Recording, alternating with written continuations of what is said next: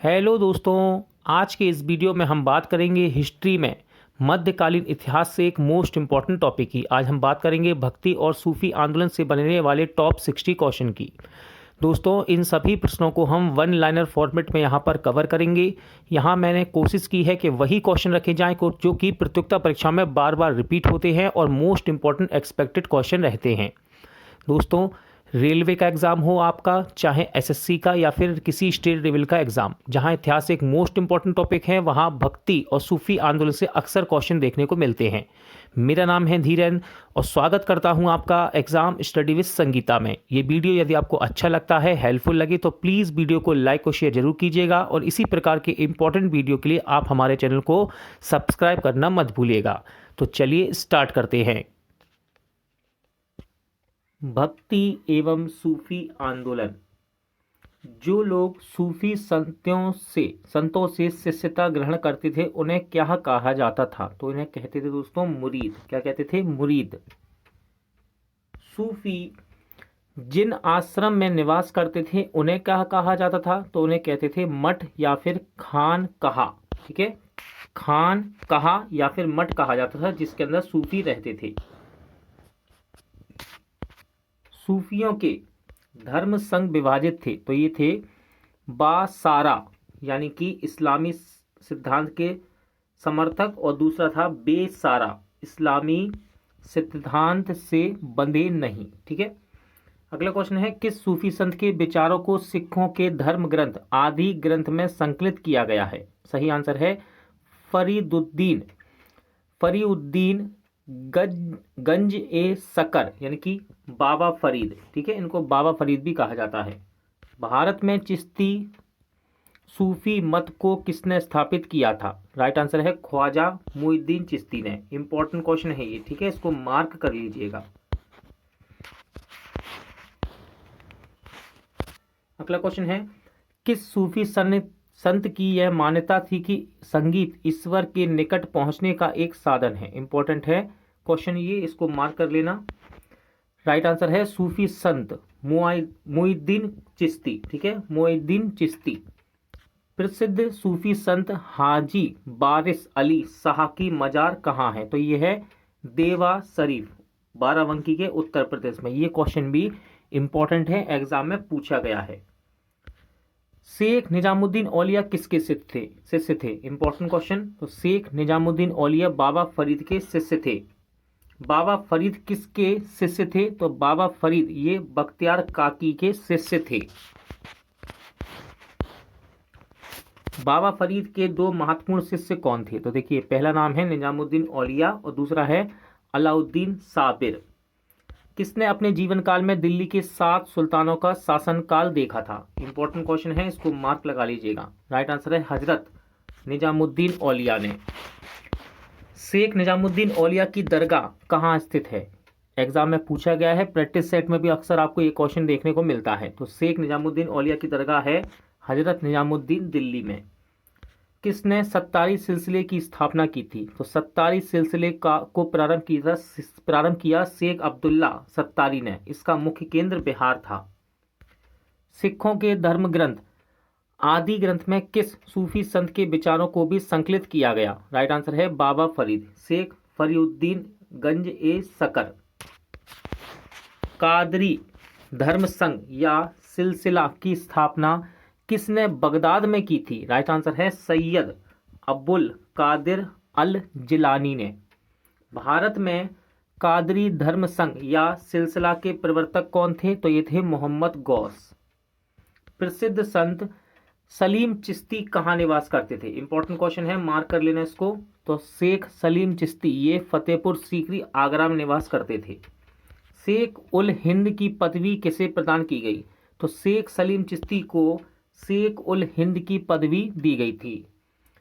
सूफी संत सूफीवाद सिलसिले में कौन सा सिलसिला संगीत के विरुद्ध था? तो यह है नक्शबंदी। क्या नाम है इसका? नक्शबंदी। किस सूफी संत ने कृष्ण को औलिया के रूप में माना है? इंपॉर्टेंट क्वेश्चन है ये, मार्क कर लेना इसको। सही आंसर है शाह मोहम्मद गौस ने। बारह मास के रचयिता कौन है? तो 12 मास के रचयिता हैं मलिक मोहम्मद जायसी। इंपॉर्टेंट क्वेश्चन है, मार्क कर लेने से भी, ठीक है। मलिक मोहम्मद जायसी किसके द्वारा लिखित सिरे अकबर शीर्षक के अंतर्गत उपनिषदों का फारसी में अनुवाद किया गया? तो ये किया गया दारा शिकोह के द्वारा। भक्त तुक्का राम किस मुगल सम्राट के समकालीन थे? तो ये थे जहांगीर के समकालीन। निजामुद्दीन औलिया ने भेंट करने से किस सुल्तान ने इनकार कर दिया था? सही आंसर है अलाउद्दीन खिलजी। भारत में भक्ति आंदोलन का पुनर्जन्म किस शताब्दी में हुआ? तो भारत में भक्ति आंदोलन का पुनर्जन्म 15 से 16वीं शताब्दी के मध्य में हुआ। शैव संत अप्पार ने किस पल्लव राजा को शैव धर्म स्वीकार करवाया था? आंसर है महेंद्र वर्मन को। भक्ति आंदोलन का प्रारंभ किसके द्वारा किया गया? तो भक्ति आंदोलन का प्रारंभ अलवार एवं नयनार संतों द्वारा किया गया। इंपॉर्टेंट क्वेश्चन है, कबीर किसके शिष्य थे? तो कबीर संत रामानंद के शिष्य थे। रामानंद के प्रमुख शिष्य कौन कौन थे? तो रामानंद के प्रमुख शिष्य थे रैदास, कबीर, धन्ना, सेना, पीपा। निर्गुण संप्रदाय के सबसे प्रसिद्ध प्रतिनिधि कौन थे? सही आंसर है कबीर। बीजक के रचयिता कौन है? इंपॉर्टेंट क्वेश्चन है ये, इसको मार्क कर लेना। बीजक के रचयिता है संत कबीर। कबीरदास की मृत्यु कहाँ हुई? तो कबीरदास की मृत्यु मगहर में हुई है दोस्तों, ठीक है, 1510 ईस्वी में। रामानुजाचार्य ने किसे अपना आराध्य माना है? सही आंसर है राम, भगवान राम। रामानुजाचार्य का जन्म 1017 ईस्वी में मद्रास के निकट पेरम्बूर नामक स्थान पर हुआ था। किसके जीवन दर्शन में मुख्य समानता यह है कि यह दोनों का मानना है कि संसार दुखपूर्ण है? तो ये बुद्ध और मीराबाई के कथन है, ठीक है, इन दोनों ने माना है इस बात को। रामानुज के अनुयायियों को क्या कहा जाता है? आंसर है वैष्णव। कबीर एवं धर्मदास के मध्य संवादों के संकलन का शीर्षक क्या है? आंसर है अमर मूल। रामानुजाचार्य ने किस दर्शन का प्रतिपादन किया जिसमें ज्ञान से अधिक भक्ति को महत्वपूर्ण बताया गया है? राइट आंसर है विशिष्ट द्वैतवाद। कोई व्यक्ति किसी व्यक्ति से उसका धर्म, संप्रदाय या जाति ना पूछे, यह कथन किसका है? इंपॉर्टेंट क्वेश्चन है ये। सही आंसर है संत रामानंद, ठीक है। कामरूप में यानी कि असम में वैष्णव धर्म को किसने लोकप्रिय बनाया? सही आंसर है शंकरदेव, ठीक है। कामरूप ये असम का ही पुराना नाम है। शुद्ध अद्वैतवाद का प्रतिपादन किसने किया? सही आंसर वल्लभाचार्य ने। किसने किया? वल्लभाचार्य ने। ईस्टर त्योहार के पीछे ईसाइयों की क्या भावना है? देखिए, सूली पर लटकाए जाने के बाद इसी दिन ईसा मसीह पुनर्जीवित हुए थे। ईसा मसीह का जन्म कहाँ हुआ था? तो ईसा मसीह का जन्म हुआ था बेथलहम, वर्तमान में फिलिस्तीन, ठीक है। ईसाइयों द्वारा गुड फ्राइडे क्यों मनाया जाता है? क्योंकि इस दिन ईसा मसीह को सूली पर चढ़ाया गया था। किस भक्ति संत ने स्वयं के संदेश के प्रचार हेतु सर्वप्रथम हिंदी भाषा का प्रयोग किया? तो ये थे रामानंद। संपूर्ण भारत में भगवान शिव की प्रतिष्ठा में कितने ज्योतिर्लिंग स्थापित हैं? आंसर है 12। गुरु नानक जी का जन्म कहाँ हुआ? तो गुरु नानक जी का जन्म हुआ था ननकाना साहिब, तलवंडी, जो कि पाकिस्तान में है, 1469 ईस्वी में। इंपॉर्टेंट क्वेश्चन है, इसको मार्क कर लेना। गुरु नानक के माता पिता का नाम क्या था? तो देखिए, माता का नाम था तृप्ता देवी और पिता का नाम था कालूराम। गुरु नानक ने देश का 5 बार चक्कर लगाया, जिसे कहा जाता है, तो उसको बोलते हैं उदासीस। गुरु नानक देव ने सिख धर्म की स्थापना किसके शासनकाल में की थी? राइट आंसर है सिकंदर लोदी के शासनकाल में। दादू दयाल किसके अनुयायी थे? तो दादू दयाल ये कबीर के अनुयायी थे। इनका जन्म 1544 ईस्वी में अहमदाबाद में हुआ था।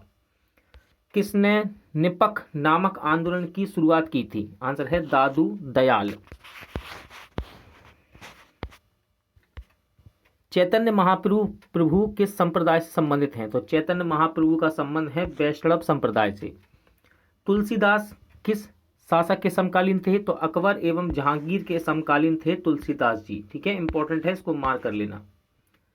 मध्यकालीन भारत में संत रामानंद का जन्म वर्ष 1299 में कहाँ हुआ था? आंसर है प्रयाग में। ईश्वर केवल मनुष्य के सद्गुणों को पहचानता है तथा उसकी जाति नहीं पूछता। आगामी दुनिया में कोई जाति नहीं होगी, यह सिद्धांत किस भक्ति संत का है? तो यह है गुरु नानक का। रामचरितमानस ग्रंथ के रचयिता कौन है? आंसर है तुलसीदास। इंपॉर्टेंट है ये क्वेश्चन, मार्क कर लेना इसको। कृष्ण जीवन परक प्रेम वाटिका काव्य की रचना किसने की थी? तो ये की थी रस खान ने। आदि शंकराचार्य द्वारा स्थापित 4 पीठ के नाम बताइए। तो देखिए, पहला है श्रृंगेरी पीठ जो कि भगवान शिव को समर्पित है। फिर है गोवर्धन पीठ, बलभद्र और सुभद्रा को समर्पित। शारदा पीठ भगवान कृष्ण को, और ज्योतिष पीठ विष्णु भगवान को। श्रृंगेरी पीठ की स्थापना कहाँ की गई? तो ये की गई मैसूर कर्नाटक में। अगला क्वेश्चन है गोवर्धन पीठ की स्थापना कहाँ की गई? तो गोवर्धन पीठ की स्थापना की गई पुरी उड़ीसा में। शारदा पीठ की स्थापना कहाँ की गई? तो शारदा पीठ ये है द्वारका गुजरात में। अगला है ज्योतिष पीठ की स्थापना कहाँ की गई? तो ज्योतिष पीठ की स्थापना की गई बद्रीनाथ उत्तराखंड में।